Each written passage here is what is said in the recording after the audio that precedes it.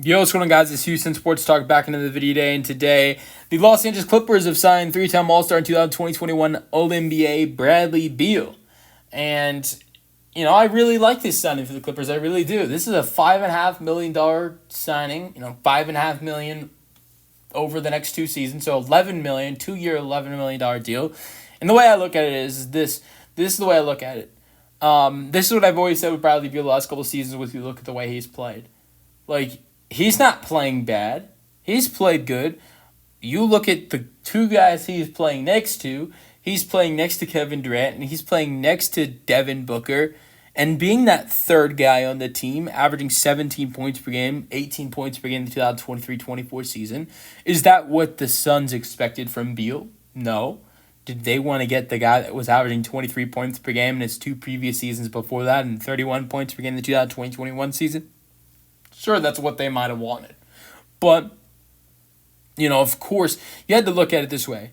Beal wasn't going to... Beal averaging 23 points per game his last season in Washington. He goes and plays with Kevin Durant and Devin Booker. Those numbers aren't going to stay the same. They're going to go down. You're going from the best player on a Washington Wizards team to the third best player next to Kevin Durant and Devin Booker. And so... I think averaging 17 and 18 in these last 2 seasons with those two guys is actually not that bad.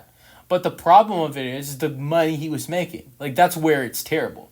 Guys would have made another $110 million over the next 2 seasons. He's still going to get $97 million of it with this buyout that he's getting from the Suns. And so, but that's just terrible for the money he is getting.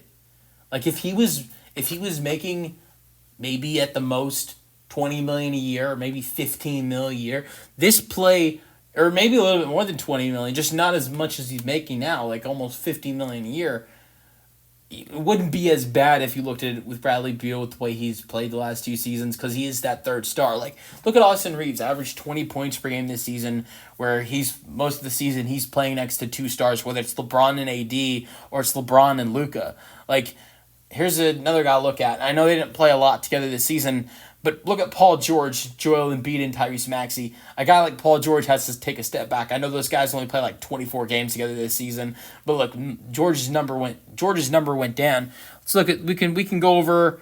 We can look over a guy that's on this Clippers team, a new teammate of Bradley Beal's, who really pushed for this signing to happen. James Harden. Look, after he was the number 1 guy in Houston.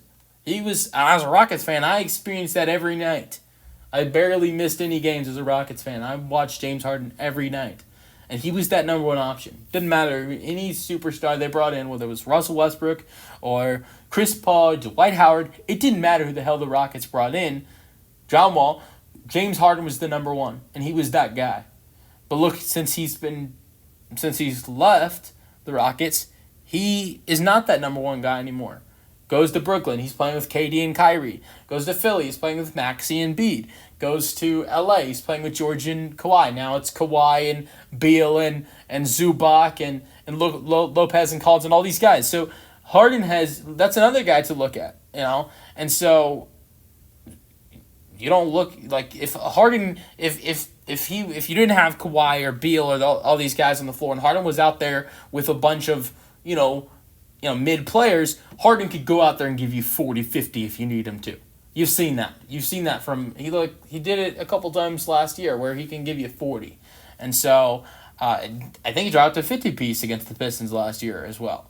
So I think that the Beal with the way he's played the last 2 seasons, I don't think he's played bad. 17 and 18. Shot well from 3, 39% from 3 this year, 43% from 3 in the 2023-24 season. Percentage-wise, Beal had his best 3-point shooting season last season, 2023-24 season. That is not playing bad. With Phoenix, he shot 41% from 3 with them. Average almost 18 points per game. But you have to take a sacrifice when you're playing next to Durant and Booker. And look, you might have to take sacrifices with James Harden and Kawhi Leonard, but I think here's the big difference. I think James Harden is not in much of a need as for shooting the ball as Devin Booker is. And also, I don't know if Kawhi Leonard is more available.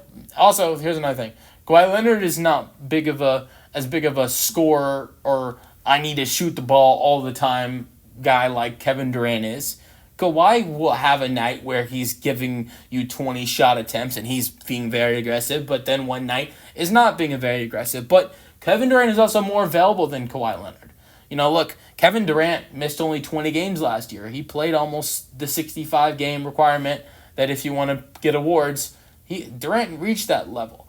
Kawhi didn't play until almost halfway through the season. Kawhi barely played the half the season. I don't think he played half the season.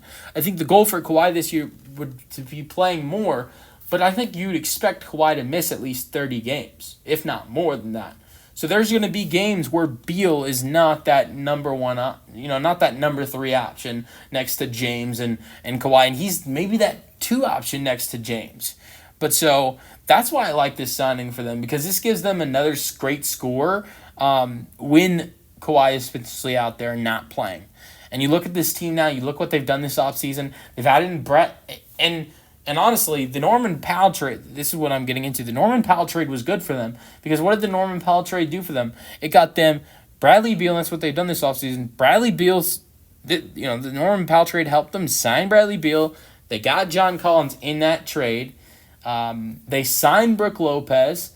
It's been a very productive offseason for these Clippers, adding in Lopez, Beal, and